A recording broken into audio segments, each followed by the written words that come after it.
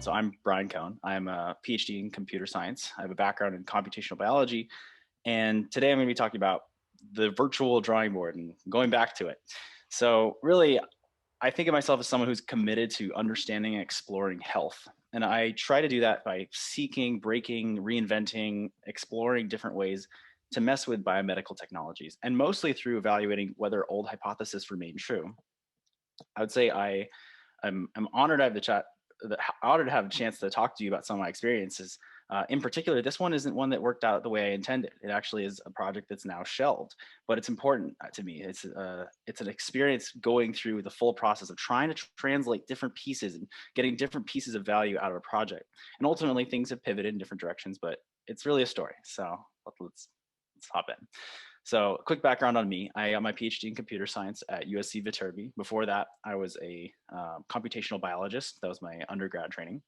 I started Caspect in 2015 just to do independent consulting that actually turned into a lot of product development, designing my own intellectual property, consulting for companies on biotech strategy and how to incorporate AI into their portfolio strategy. And really that ended up being kind of like a machine learning kind of set of work.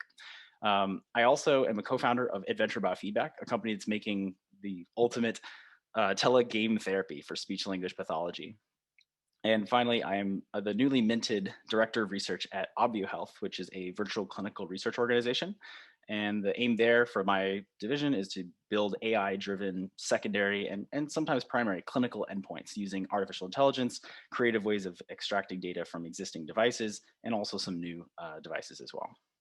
So this is the organization of today's talk. It's going to start off with where it started, really what I think of as this translational research process of taking something that was purely an idea and seeing, can you turn that academic kind of prototype into something that's actually valuable as a market, as an actual company.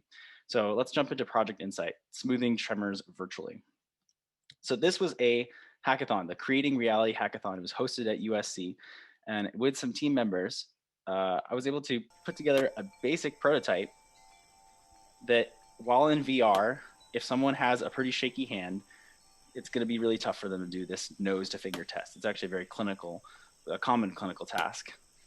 And by the way, can you hear the chimes? Just as a test for the sound. Okay, hope we can hear them. But here I'm actually adding stabilization. So now someone who has an incredibly shaky hand or has a lot of limited movement, they actually could move smoothly through a virtual environment. So that's a very interesting concept. It's like creating this entry into a world where they wouldn't have that limitation. Maybe they would be able to draw more accurately or select an exact menu option they want instead of having the cursor flying around. And of course, they can turn it to the side and see their actual diagnostics Insight right shows there. patient progress by computing tremor movement. At the same time, and so that project was with a group of friends. So Ali Martinijad, Martin Shapiro, Sirhan Olkeman, and Dylan Shaw. And I actually got to give this presentation at the Unity for Humanity conference, where I was able to show, hey, this is a pretty interesting concept, not only for the patient, because it's a new experience, they can jump into this space, but also the opportunity to quantify it. And that was really what I was interested in, is that interplay between quantifying like a clinical test, like a diagnostic, but also the true patient experience. How can you make both of those better at the same time through something like a VR headset? And of course, if it's a VR headset, it's scalable because you can manufacture a lot of them and you can ship them to rural communities. And maybe someday it would be easy to put on a pair of glasses and do your estimation for your deep brain stimulator, for example. So after this project, I paired up with a clinician, Dr. Kenneth Hayashida, and the two of us saw this concept and started creating plans to collect real data on real people who are suffering from Parkinson's disease, just to see like what can we figure out. But of course, that's a big challenge for any clinical project: is where do you find patients, and where do you find patients who have a very debilitating disease, who are willing to like pretty much take off the entire day with their significant other driving them probably to a a crowded laboratory at the USC campus where there's almost no parking and notoriously aggressive parking enforcement. It's hard to really make a strong case, say, hey, come over to our lab, when you really should be going to them. And so this is my next kind of section here, which is conducting a VR lab study like a biologist. So this is one of the tools in my toolkit. And so what I mean by that is my original bachelor's from Pitzer College was in computational biology, and so I was really trained to go out and get the data. So it wasn't rare for me to hike into the wilderness to a specific sampling site and take pictures or make measurements, collect samples, even row a boat to like a leaky boat to the middle of a river or a pond, and then like collecting algae samples like with a rope. So it's not like we just go to the forest and we get the data that we need. So I want to see, can we do the same thing for a clinical neuroscience virtual reality lab concept? Maybe not, but let's see, let's find out. So we decided to go to the target population, and we joined forces with Sarah Ingersoll. She's a brilliant neurology research at USC who has run an exciting program for many years called the 5K training program, and it has funding from the Parkinson's Foundation. And this program's great. It's the 5K training team. It's a coaching community. They have members walk, around the Rose Bowl, and it's all catered to people with Parkinson's disease. And so you can come in with whatever level you're at, or even just come in with a significant other or a friend or, a daughter or son. And they meet up at the Rose Bowl every day or every Thursday at 11 a.m. And I said, all right, well, I grabbed a hat, showed up and started walking with them and talking with them, getting to know them, figuring out, what are the challenges they're experiencing, what's going on. And so really that created this really strong community bond. And once I had a good indication, hey, they're interested in this stuff. I showed them pictures on my phone, like, would you be interested in strapping this thing on your head and trying this out? And they said, sure. So what I did is I went back to the drawing board and I picked up an IRB, and make sure I had all my documentation correct for doing human subject research, and grabbed a series of DC inverters. And I brought my car out to the middle of the Rose Bowl parking lot where they do their typical 5K training team. So right at the home station where they start doing their warm-up stretches, I would be there in the morning setting up tripods and a full motion capture system. So you can see this patient here or participant here has the VR headset on outdoors. All the motion capture stuff is powered by my car, which is running over there. So we always made sure the wind was going downwind so no one's getting a bunch of fumes in their face. But really, there's no parking meters here. It's convenient. It's on their way. It's a part of their life. So really, I'm creating an opportunity for these people who are suffering from this disease to really participate and have a bigger voice. I think that the more barriers you create to having people come into your study, the worse I think that you're gonna get better. At least I was able to find a lot of insights that I probably wouldn't have gotten had I had such a large community of people. Within the first day, I had 5 participants. That's like 5 people actually trying on the system, trying the prototypes and exploring, and I was collecting data really quickly. And the data look correct. They're pretty good. So using a metronome and identifying the exact tremor that I was creating using a test subject or a test framework, I was trying to aim for 8 hertz, and you can get the exact power spectral density of the amplitude in rotational degrees. So what this really means is for healthy versus someone with a tremor, you can identify what dimensions they're tremoring in and if they change, if different muscles are perhaps being involved. So really it shows that there's something there. Typically the state of the art was just measuring like with a ruler or even just eyeballing it. Clinicians say, oh, that looks like 3 to 5 centimeters of tremor, and they write it down in their notebook. Oh, I guess EHR these days. So that's kind of like the clinical opportunity. I was able to submit a great paper, a white paper about quantifying and attenuating pathologic tremor in virtual reality. So keep in mind that kind of combination of assessing their experience and also boosting their experience at the same time. So attenuating, like removing tremor, making it possible for them to do something in VR, but also using that to quantify how well they can move. That's going to come up a bit more. So now let's shift a little bit to occupational therapy. So I was invited to a hackathon at MIT. It's the Media Lab. They did this 3-day event for the Creating Reality Virtual Hackathon. So a Reality Virtually Hackathon in January of 2019. And so with a team of really, really brilliant designers and developers, we put together a really small prototype that kind of builds off of that general theme. What if we could design something for an occupational therapist? So not physical therapy or not, Parkinson's disease or essential tremor, but truly just range of motion. Could we just understand someone's range of motion and explore that? So here's what we came up with. So after putting the headset on the patient, the clinician just puts a little fish this little like dotted line, and the patient just has to connect the dots. That's all there is to it. Really simple. You notice that actually does challenge the patient because they have to really reach for some of those, and for other ones they can't. So of course that wouldn't be appropriate for every participant, and especially if there's different heights, sizes, arm lengths, etc. You really need to be customizable. So we added a feature that allows you to shrink the fish easily. Just press a key and it changes the size. But also the clinician could just grab the controller and move it to a spot and say, "This is where the fish is going to be." So really, what you see there is this experience of a clinician can walk up to a patient, put the headset on their head, say, "I want you to focus on this range of motion," and then they're good. Then the patient is now playing a game that's fully handling the whole situation. So they're no longer, they say, "Okay, do this X times." No, the game is totally prescribing where they need to be and at what time. So twisting that idea, I brought on some interns from USC, and I started putting together like a computational team and a little bit of a medical team to figure out what can we do to like really extract what's possible with these systems. So I started collecting as many phone numbers and emails of people who work at VR companies, healthcare companies, skilled nursing facilities, really just to understand all the different markets that were out there, and also simultaneously started collecting data. So beyond just, instead of seeing the fish, now we actually are collecting hand tracking data. We started submitting manuscripts and publications on what's possible in quantifying your ability within VR for stroke rehab, for example. And then we started pushing it a little bit further. So Ken and I started putting together prototypes of what will be the future of physical therapy and occupational therapy in a group setting or in a remote setting. So here we create this illustration because you can imagine one clinician wearing a AR headset. So that's a headset that allows them to kind of see little objects on top of the real world.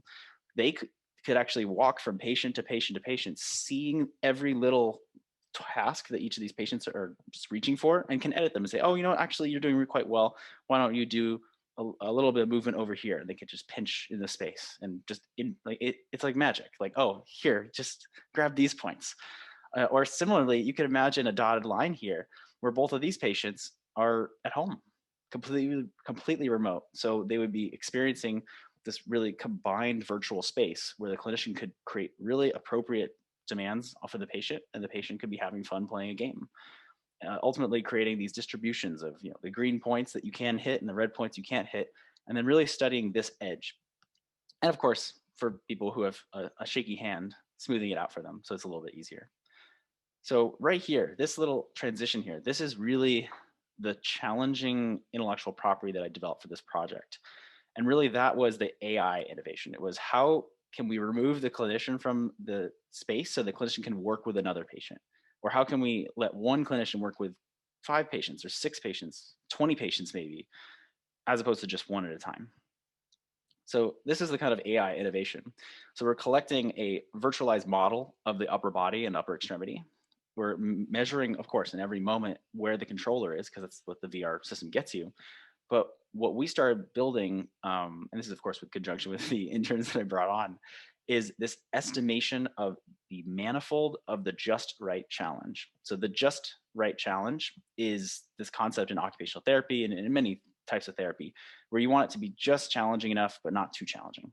And so that might be if you injured your shoulder and you really hurt yourself, and now you're like barely trying to get above here, your just right challenge is probably right here. It's this line here.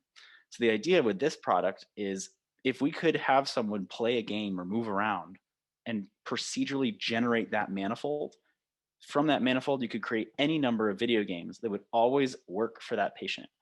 It would mean that you put on the headset, you wiggle around, and it's exactly as challenging as it needs to be for you at your level. And of course, the clinician could probably tweak it, make it a little harder for you if you're going on yourself too easy. But the idea here is really using artificial intelligence to understand that manifold and then track it over time. So there's a series of really cool inventions that we did here that allow us to get that manifold. So now with that, that piece of information, the next question is, okay, what can we do with that? So we did 2 things at the same time. We started building a small prototype of a video game that could leverage that manifold. And the second thing we did is start evaluating a market and different markets to see where it might fit and where it might be useful. So I'll start with evaluating the market because that took a lot longer. So evaluating the market, and this is of course where Richard gave me a lot of help with this. So putting together the resources that I could muster from different connections I had made over the years, I was able to convince Microsoft to donate 10 headsets to me. And so we could actually start prototyping with real clinicians. And I also did the same from USC Marshall. The USC incubator was able to donate as well funds for 10 headset kits. So quite a lot of funding. So we had enough funding to do a full prototype, and we put together this pile of headsets. So, all right, let's like start building different pieces and seeing who we could give these to and how we can make it work at the best way. And so now we're evaluating the concept both technically and business wise. So really the first approach was private practice in occupational therapy, but we very quickly found that there's a very thin margin for devices. And so we had a lot of pushback from I think it was hundreds of physical therapists and occupational therapists that we contacted, and they were saying, oh no, we don't have a budget for fancy new expensive technology. Okay. But when we started talking to skilled nursing facilities, it was a completely different story. It was no longer a story of, well, people are paying for the one-on-ones, they should get the one-on-one. Now it's, no, we actually want the patients to get healthy, and we don't have enough time to get to everybody. So there's an opportunity at the skilled nursing facility because there's so many beds and there's so few occupational therapists. There's always been an imbalance there.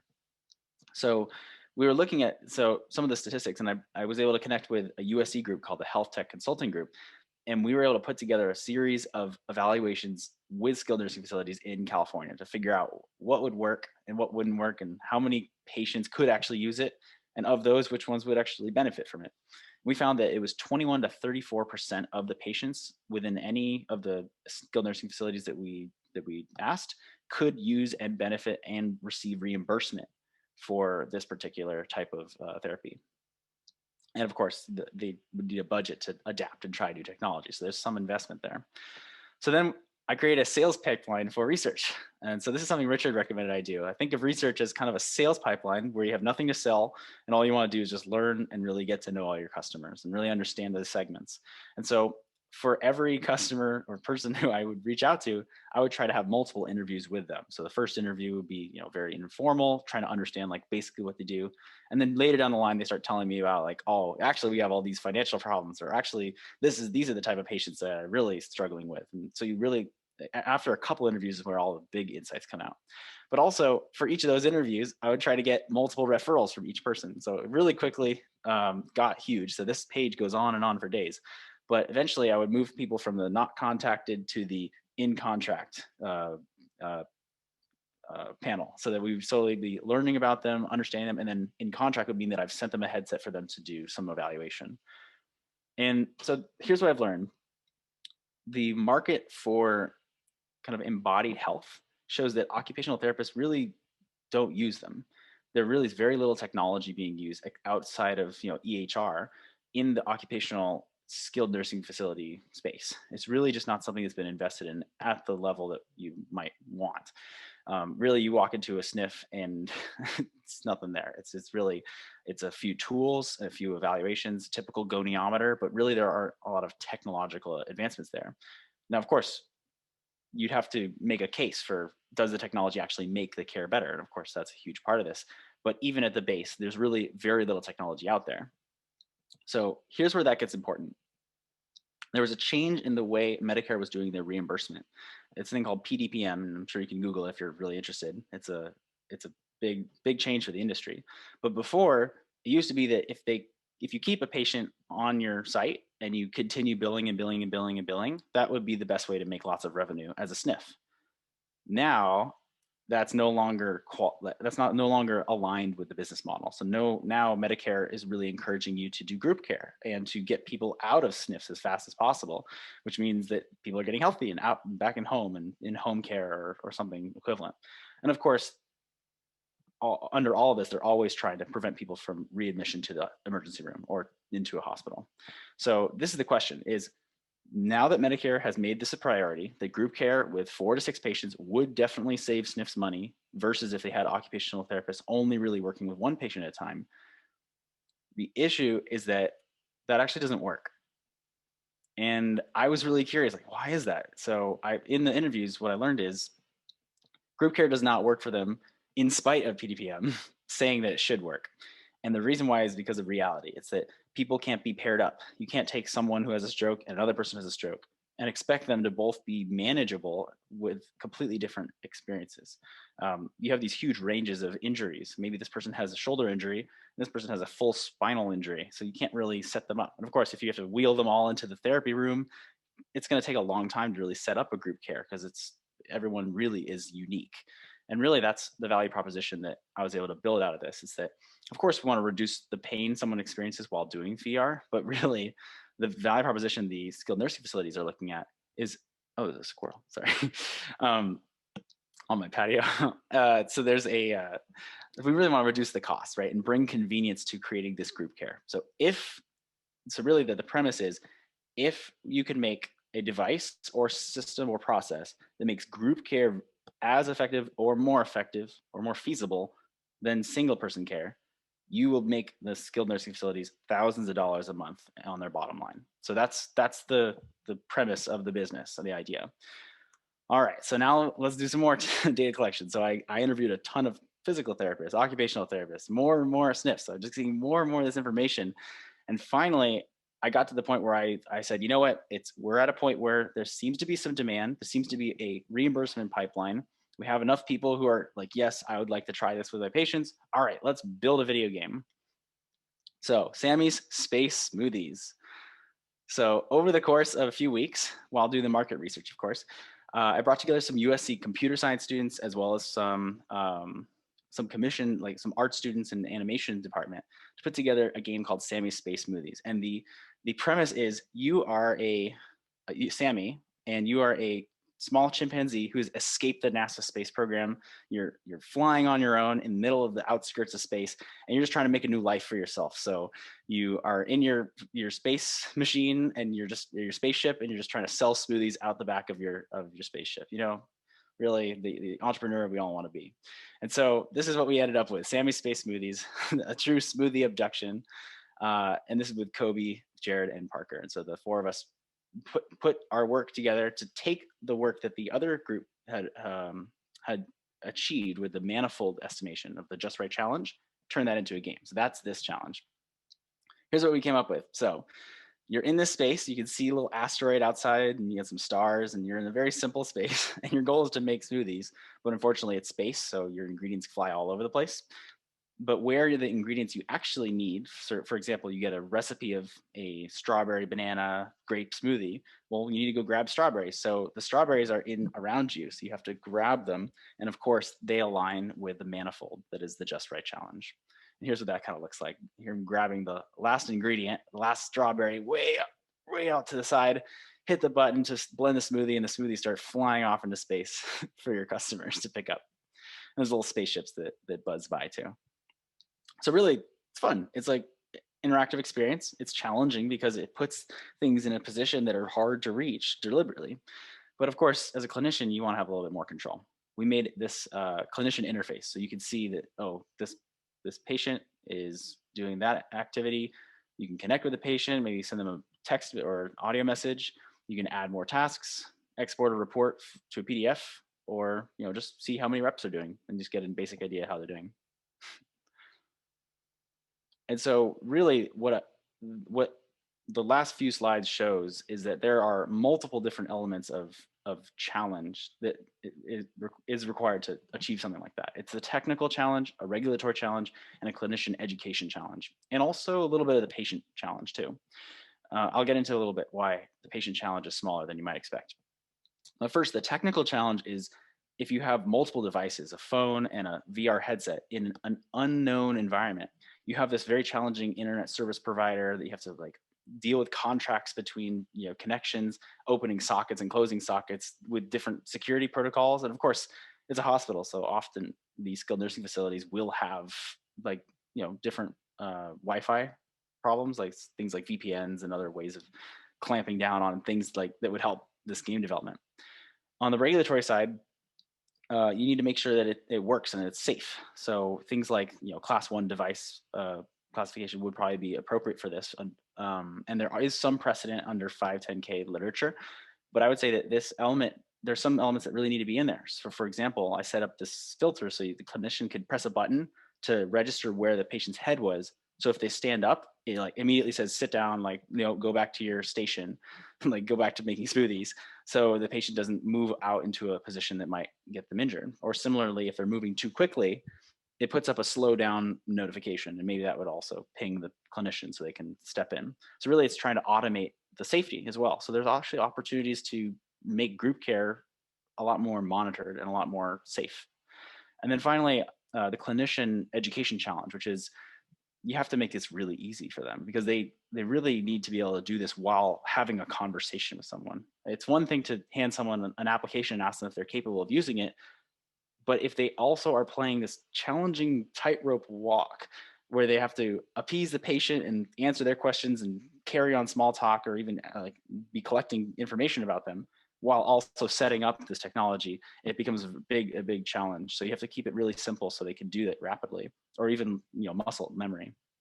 Now the patient, that's very interesting, because patient onboarding is actually very quick, because in a virtual world, we all understand how to grab things because all you're doing is moving your hand. So it's actually very intuitive for patients to get used to these kind of games where it's position orientation. So it's not a lot of button clicking or menu explorations for the patients. And so here are the 6 things. So first, the prototypes works. Ken Hayashida and I are very happy about that. 2, the business model map seems to check out. Great. 3, multiple initial beta customers lined up. I'd already shipped out multiple headsets pre-programmed with the device on it. So they're trying it out, testing it out with themselves, not with the patients at that point. I forgot to mention, I also got an IRB approved for this remote type of study through USC. 4, Microsoft gifted us Azure credits and 10 headsets. Marshall gave us headsets. And finally, I even created a collaboration with Dahlia Carey, a researcher at University of Montreal, and we submitted together a grant to the Canadian Institute of Health Research.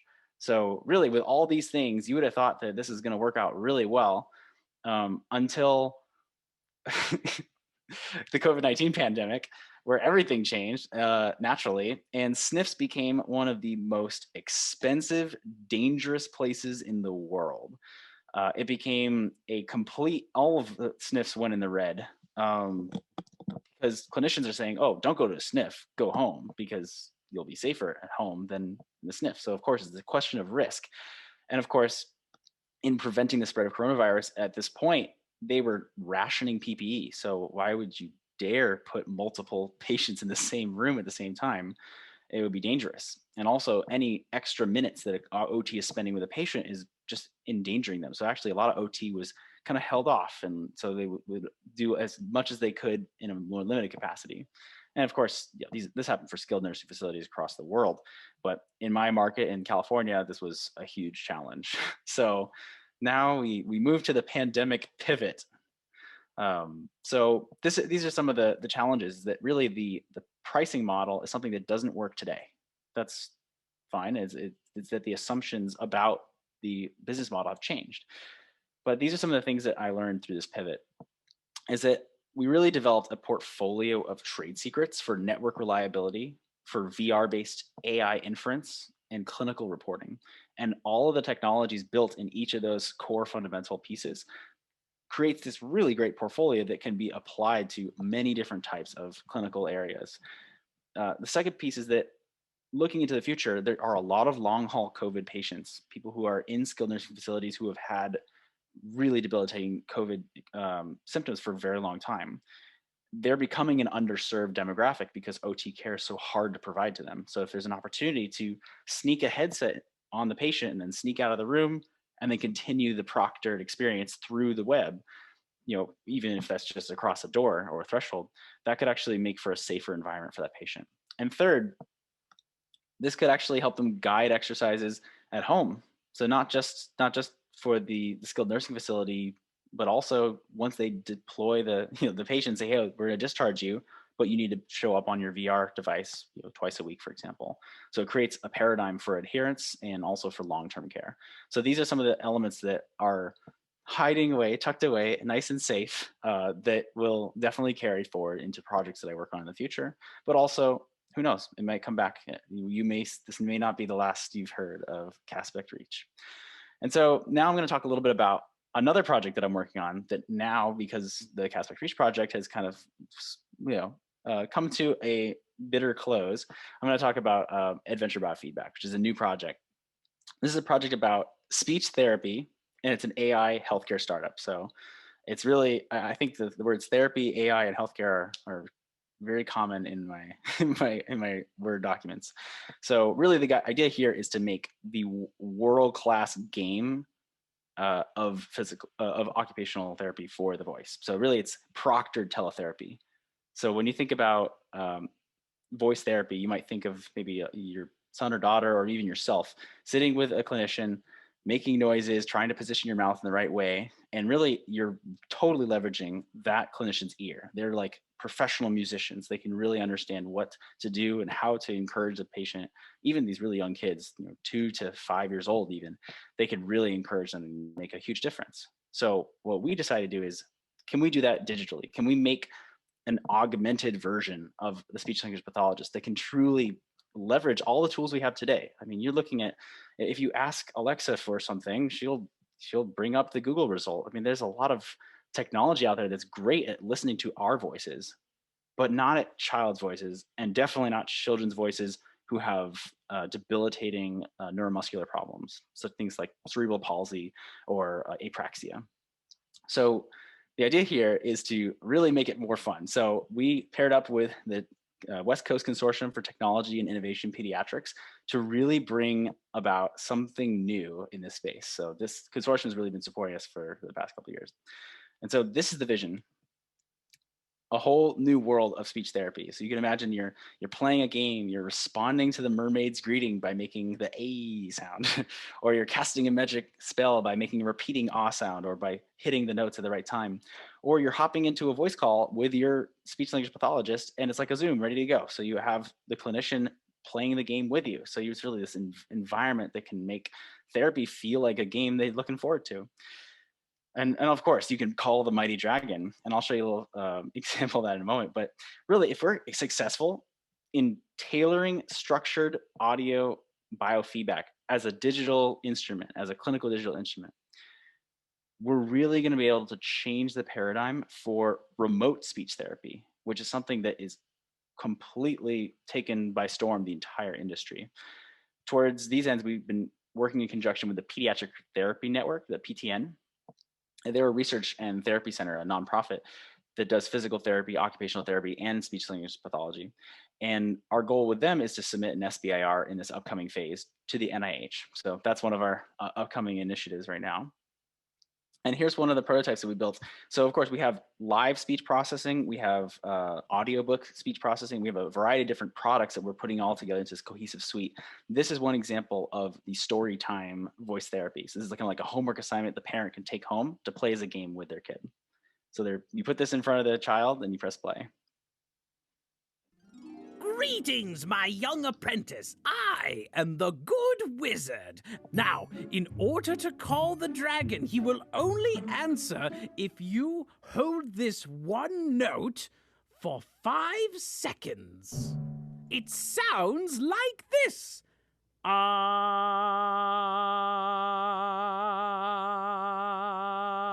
All right, it's your turn. Call the mighty, very nice dragon.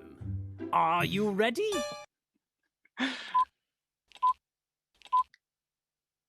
All right, so I'm not going to go too much into it, but really you can see that you're affecting a virtual world. You're playing a game with your voice. You're having fun. So really that's the idea around Adventure Biofeedback. But it's not all fun. It's also some clinician stuff too. So this is the clinical portal, for example. The clinician, while you're playing that game, can see a spectral density distribution of what parts of your voice are making noise. You can identify things like the pitch, the harmonicity, the formants, the vowel positioning, and ultimately a variety of linguistic features that typically are relegated to research papers is now something that's like an oscilloscope right in front of you, like a tool you can actually use. Formants, which is the vowel positioning. And this last example is great because if there's something such as a mismatched pair where they're saying not quite the right vowel, but the consonants are right, you could actually see them, and the clinician could say, "Oh, no, no, no, you're over here. You need to be saying not and maybe your loudness isn't high enough. So you say, oh no, I want you to hit this point up here. So really we're creating this comprehensive suite that makes speech language pathology a lot more fun. We're lucky to announce today that we have a collaboration with the Children's Hospital of Orange County, in collaboration with Dr. Terry Sanger, who is the new UCI Pediatrics and Chief Science Officer. We're trying to collaborate to set new examples for speech language pathology. And really through this program, through their innovation program, they're trying to match new companies to the students who are in capstone programs. So they're already connecting us with that. So we're creating student teams that are helping us put together some of these prototypes as we submit grants and raise funding and move to the next step. But we're excited to move forward with CHOC in this capacity. And also there's a lot of benefits to working with CHOC. For example, they have their system for EMR is a little bit more transferable. So there's an opportunity to do this telehealth in a bigger way. So you can imagine like the difference between Zooming with me if I'm in this state versus another state versus another state, there's really no difference. So there's an opportunity to expand the size of the people who we can help with speech language pathology through the programs that we're building at Adventure Biofeedback. So that's my overview of Adventure Biofeedback, the new teletherapy for speech therapy. And so that's my pandemic pivot for now. So you can see there's a little bitterness for myself. Of course, I think all of us have had to pivot in many ways in the past year, but I think there's an opportunity on the horizon. I think that through this experience, I've learned quite a lot about how to structure a business, how to understand the customers, build partnerships with companies like Microsoft or schools like USC or UC Irvine. And ultimately, I see myself taking those skills with me as I go to my next projects. And so that's the talk and review. So we started, it was a long time ago that we started with virtual reality being used to smooth tremors, to conducting VR lab studies, like going into the field and collecting participant data, then shifting to occupational therapy, whipping up a smoothie, trying to see if the market will take it, and then being denied at entry. In addition to this work, I've also published quite a few papers on this work. So if you're interested in that stuff, I will have a link on my website that you can see all my papers, as well as during this time, I also interned with Microsoft Research and published a couple papers with them. It's also VR, also very cool. And of course, I could never have achieved any of this without an incredible group and network of people supporting my work and funding my work. So I want to put a huge shout out to the interns, to the collaborators, to my consultants and advisors, and also my beta test clinicians, all the people who have really put up with my wild excitement for making a difference in clinical neuroscience and clinical physical therapy. And thank you to the funding too, for the different organizations that have funded me over the past 5-6 years and have supported me in developing these strategies. And so again, thank you so much. And we are now back to the virtual drawing board. And so I put a little link here for my website. So if you're interested in chatting with me or you think my approach is useful, yeah, click that link, check out my website, and it's a one-click Zoom scheduler. I'm happy to consult for projects and work together. And if you see opportunities in some of the things that I've talked about, definitely send me a message. I've committed myself, I think, to really trying to explore this space. So if you're someone who's also committed to making this kind of work in our future, and you really see that vision too, let's definitely chat. So again, thank you so much to everybody, and I hope you've enjoyed this tale of back to the virtual drawing board. And thank you again. Thanks, Brian. Great talk. Wow. Thank you for sharing your journey with all of us here today. I have a question for you, just personally. Yeah, sure. It's fantastic to see you work with some of our great community partners. But startups always ask, like, how did you get this great, strategic partnership and into a large organization like CHOC? Like, what kind of steps did you take, and how did you go about that on your approach? I think for CHOC, for example, it was a matter of knowing people for a long time who eventually moved to CHOC. And I think that it's important to note that it's not a long game, but it's just a side effect of talking to people for a long time and staying in contact is that they're going to move around at different places. So for example, Nadine Afari and George Tolobachenko are two people who I've been working with a lot through the health technology engineering program, which also Dr. Terry Sanger was working at. They're mostly based in LA, and at some point they all moved to UC Irvine. So as a result, that I had a connection at Irvine. So I think there's also some levels of opportunism that's involved, and of course you never know where people are going to end up. I remember in late high school signing up for different events and meeting random people, and hey, look where they ended up, and who knows? There's all sorts of combinations.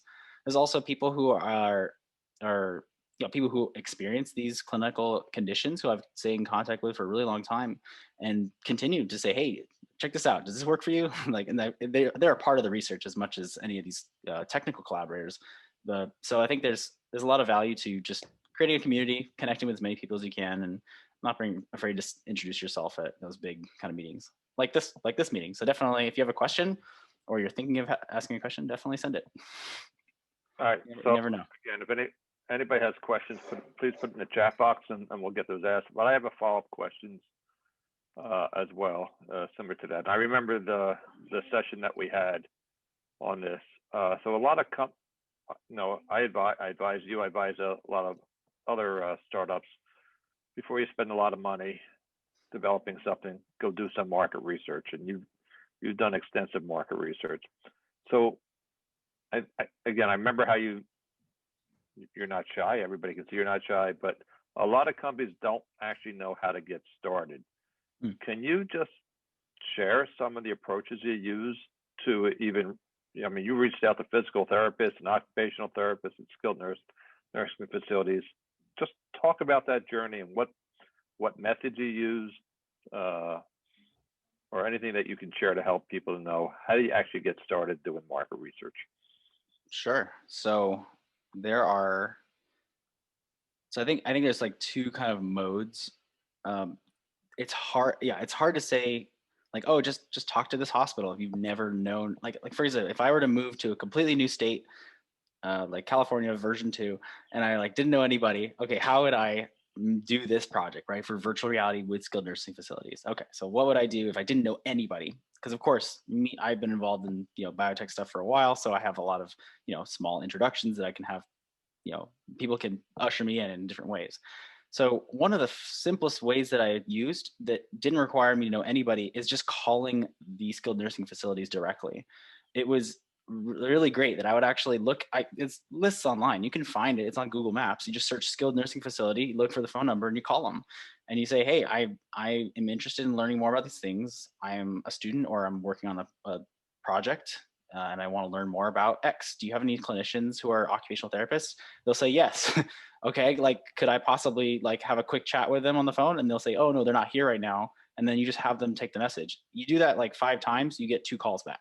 So typically there's some level of, you have to expect some people not to reach back. But for the ones that do, those people will really invest in you. If you are showing that you're not trying to sell them anything, and you're specifically clear, oh, I have nothing to sell, I am just doing research, and I also just want to understand your job and what you do on a daily basis, and what you like about it and what you don't like about it, and it's an opportunity for them to vent about something they're going through. I'm working on another project right now that's around hospitals and in ERs, and how do you get things like a water or how do you get water or a snack or a blanket to a patient that's has COVID-19 without having to put on everything, right? How do you get it to the bed? And that challenge is something that a lot of clinicians are happy to vent about. They're like, yeah, it's a pain in the butt. I have to put on this huge suit all the time, or I have to use up PPE left and right, or I'm too busy to do all these things, so I just don't even get to those tasks. So really, it's about creating an opportunity for people to connect with you. Also, in the virtual world, I have found that phone calls are way more effective than asking for Zoom calls. I think everybody's toast when it comes to Zoom. So if you have an opportunity to say, hey, give me a call anytime between this range, maybe it goes to voicemail, no big deal, but people are really, I think it's easier to set up phone calls now than it was even before the pandemic. And then also, and this is not appropriate now for the current world, but just walking in, just doing the equivalent of walking into the place and asking, because you're very hard to ignore if you're just standing in the lobby and saying, hey, I have some time to kill. Do you have any OTs I could just follow around for a bit?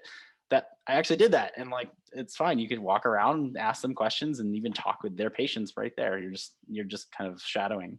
You just bring a clipboard. So I think those are some of the strategies I'd probably recommend. In terms of the more challenging elements of market research, the things that are at the higher level, there's an element of you just have to be creative about how you get your numbers. There are some ways that you can use LinkedIn, for example, to get estimates of how many speech language pathologists there are in the US. You can make estimates of how many new ones there are every year by creating different filters. So there's all these creative tools that you can find out. You just have to identify like what are the footprints of your customers, and then try to like hang out like near where they're at, so you can help them and make friends with them. Thanks. Again, if anybody has a question for Brian, please put something in the chat room, or that's what I would prefer. I got both that and the Q&A open on my computer. So another one, again, you had a really interesting journey. I think you shared it with everybody. Started out with an idea. At the end of the day, it didn't work for a variety of reasons, but you gained a lot of knowledge, and you ended up doing a pivot, and you're coming up with other ideas. A classic. Sorry, I don't want to minimize what you did, but the classic entrepreneurial spirit. Looking back at your first project, if you had to do it, knowing what you know now, with 2020 hindsight, if you had to do it all over again, would you approach it differently? Yeah, definitely. I would have skipped right to the end, but I think I think that it's hard. I think there are some mistakes that I made that I'm glad I made. I think there's, of course, with any entrepreneurial project, there's going to be risk, right? In trying something completely new, and the idea that I'll just talk to 100 or 1,000 customers, I'll de-risk everything, totally doesn't work. Doesn't necessarily bring you all the way to a risk of zero.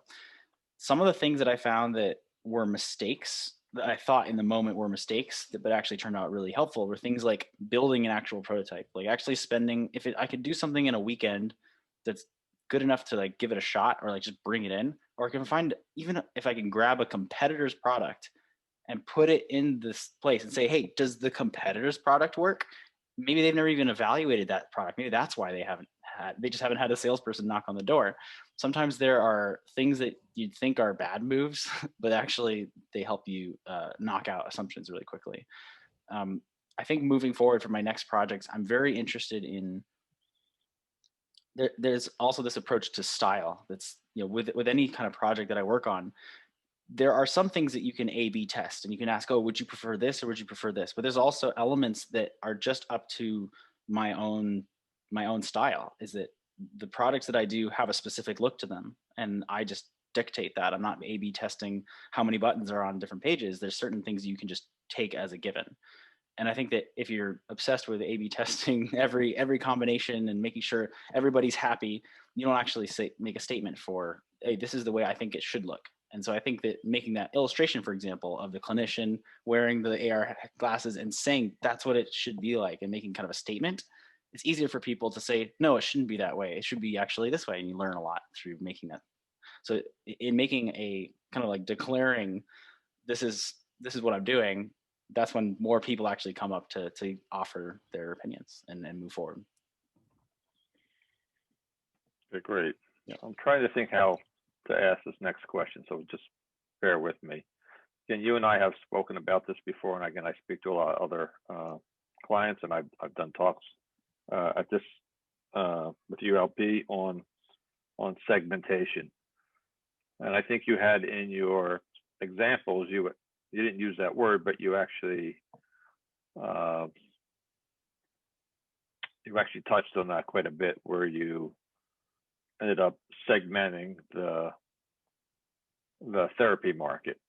I don't know, again, I'm trying to figure out the right question to ask here, but I think what I'm trying to get at too is, how'd you go about doing that? What did you learn from that? And again, looking at your new opportunities, how are you actually, without disclosing too much to us, that you don't want to disclose, how are you thinking about that now as you look at your speech therapy project? Sure. So I guess the question really, let me know if I interpret this right, but it's how did I go about segmenting the market and picking one, or like identifying the right sub market. So yeah, so that's that. Of course, that's evaluating two things at the same time. It's, you know, who is it for, and also what value are you bringing to them. And every time I jumped to a different segment, it's a completely different thing that they want. So when I go to private practice, occupational therapists or PTs, they're saying, I want your product, I want your cool VR thing because it's cool, because people will think it's cool and think I'm cool, and then they'll pay me more money. So that's their, you know, for many cases, that's that for that customer segment, that's the value proposition. It is the illusion, or the looking amazing, right? Looking spectacular. And it may be that you look better and you actually do perform better, but that's not actually the driving reason why they would press it buy.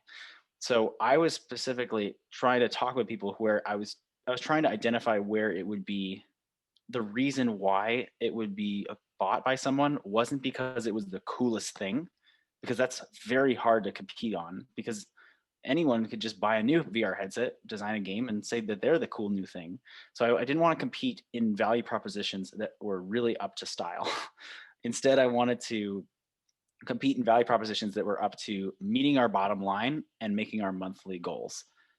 So I was looking at companies and groups and trying to, anytime I would hear, oh, you're struggling, you know, to, you know, make revenue off of, you know, that population of patients. Why is that? And like, I would start seeing, oh, it's because they had some issue getting group care working, or reimbursement wasn't working, or one of their occupational therapists is gone because they went on leave, and now they have one occupational therapist handling like 30 people, or something ridiculous.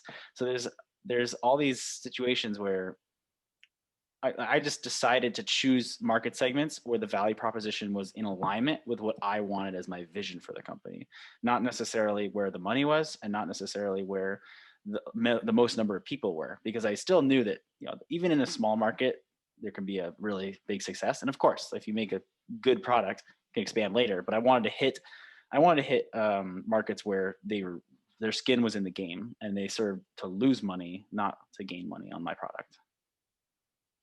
Well, I have one more, I think, more of a comment than a question. And again, anybody else has anybody, don't be shy. We're not a shy group here. One of the things that I recall, and again, I might have a faulty recall, was our conversation around what your business is and what are you actually selling. And if everybody saw in the presentation you did, you really had two potential revenue streams. You had a headset revenue stream, and then you had what I think is your real product, which is quite frankly the AI. It's the software, it's the AI, it's the data that you're selling. So I don't know if you could share your own journey as you thought about that, and ultimately realizing, again, at the end of the day, if you're in business, we're in business to make money. We have to figure out what it is that we're selling and what it is that we're competing on. So I don't know if, again, it's just a general comment, or if you want to expand upon that as well. And you can tell me if I'm off base. Yeah, sure. So that's a question of the cost structure of the business model. It's like, what am I actually paying for as an entrepreneur that the person's going to pay me to hand to them? And I found, I mean, early on, I was very interested in designing things as a software model, but I also had to be really careful, because we knew for a fact that occupational therapists are not necessarily tech enthusiasts who pick up something that has some bugs and work it out. They may grab something, it doesn't work, and they don't have time, and it sits in the corner. I think all of us who have worked in biotechnology or biomedical devices have talked to clinicians or just seen, oh, what's that device in the corner? Like, oh yeah, that's this awesome tablet software. You know, no one's used it, right? It's too complicated. So I wanted to make sure that I had a full offering that had true user interface. At the time when I started this project, there didn't exist headsets that you actually were mobile. The one that I was using plugged into my car or into the wall had a lot of setup costs. It was expensive. So that's why I was thinking, at least for my first kind of like to get things rolling, I would sell the whole service. Just I'll install it. I'll drive to wherever, install it in the position, put all the headsets, big line, have the charging stations. Okay, everybody puts it on, and then now you're taking care of 8 people at the same time doing simultaneous care, right? It'd be beautiful, and not unlike the way you're kind of like setting up an air conditioner, right? It's like a utility that they're using. So I quickly realized that was going to be very capital intensive. It was going to be really, really challenging to get the units. So instead, I transitioned to a model where I would send people a headset that was like a smaller headset, didn't have as much capability, but they would still be able to start and be able to use it. And then that would be enough for me to start getting going. So eventually I could use the big guns, the large, fancy VR devices. Of course, manufacturing your own VR device these days is cheap compared to what it used to be maybe 10 years ago or even 5 years ago. The current models that are out there are between $250 to $500 to buy commercially even. So you can walk to Walmart or to Target and you can buy a VR headset. I mean, they're just pretty small and they just put it on your head, grab the controllers and go. What I found very late into my research was that there are software challenges, because if you agree to be software as a service, you've just agreed to the terms and conditions and limitations of whatever hardware you're using. So in my case, Facebook has just changed the way that their Quest device handles that access, which makes it very hard for me to say, oh, I want you to use this with many, many different patients. Okay, well, now you have to log in with a Facebook account. So that's actually really not ideal, considering we want to keep things confidential. And also, if it's patient's information, we want to make sure it's definitely confidential. So there is some benefit in owning your own hardware, but also there's challenges in software as a service. I think I bounced between the two. And my goal was really, I figured, hey, if I can get the Quest to work, I can invent something that makes the Quest work. So I actually did some prototyping. I built my own hardware circuit for a small Raspberry Paste system that I could ship this little tiny thing. It cost me like $15 to make, that would root and program the other device. So you buy your own device, use my tool to squish my software on there, and then you're good to go. You don't have to worry about the other things. So so then at that point I would be selling a small hardware piece and then grabbing that back from them maybe in the mail. So I think there's a lot of different strategies that I employed. I think software as a service makes the most sense because it's a recurring revenue stream as opposed to just selling it once. And so that's really why I was focusing on that being the primary driver. So at least for the headsets that Microsoft and USC provided me with, my goal was actually just to hand those headsets to those clinicians for beta testing, and then eventually just charge them on a monthly basis for the device. Okay, great. Thanks a lot. I'm going to, again, pause here and see if anybody, I'm checking the chat here.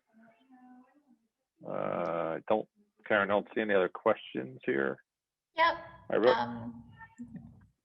I wanted to just say thank you to Brian. What an inspiring talk, and thank you for sharing your amazing journey and your successes and your failures. I think we learn more, sometimes from our failures. So thank you for being vulnerable and showing us, as entrepreneurs, what we can all learn from.